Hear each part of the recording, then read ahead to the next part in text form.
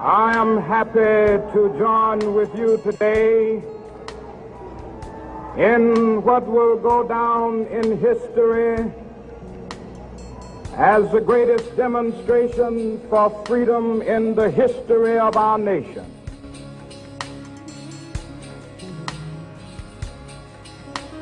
"100 years later, the Negro lives on a lonely island of poverty in the midst of a vast ocean of material prosperity.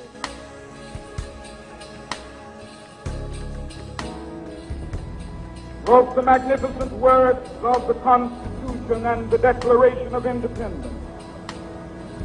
They were signing a promissory note to which every American was to fall heir. This note was a promise that all men, yes, black men as well as white men, would be guaranteed the unalienable rights of life, liberty, and the pursuit of happiness. It is obvious today that America has defaulted on this promissory note insofar as her citizens of color are concerned.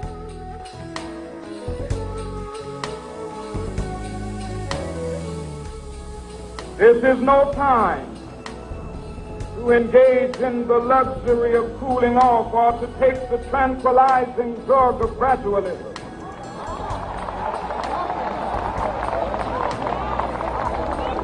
Now is the time to make real the promises of democracy. Now is the time to rise from the dark and desolate valley of segregation to the sunlit path of racial justice. Now is the time.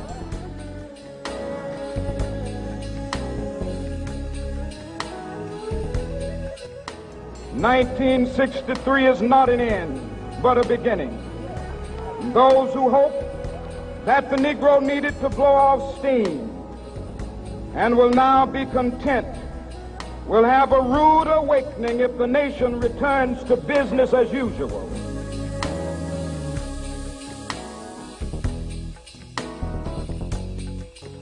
We must forever conduct our struggle on the high plane of dignity and discipline.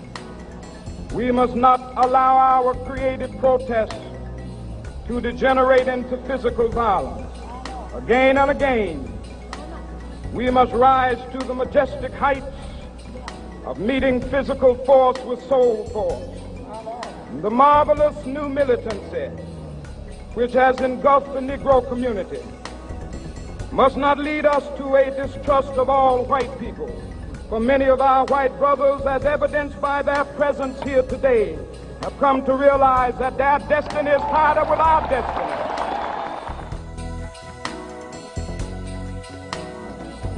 And as we walk, we must make the pledge that we shall always march ahead.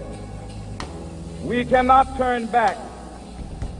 There are those who are asking the devotees of civil rights, when will you be satisfied? We can never be satisfied as long as the Negro is the victim of the unspeakable horrors of police brutality. We can never be satisfied. No, we are not satisfied, and we will not be satisfied until justice rolls down like waters and righteousness like a mighty stream.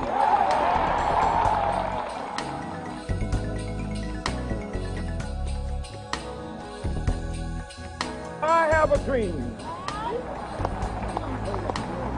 that my 4 little children will one day live in a nation where they will not be judged by the color of their skin, but by the content of their character. I have a dream today.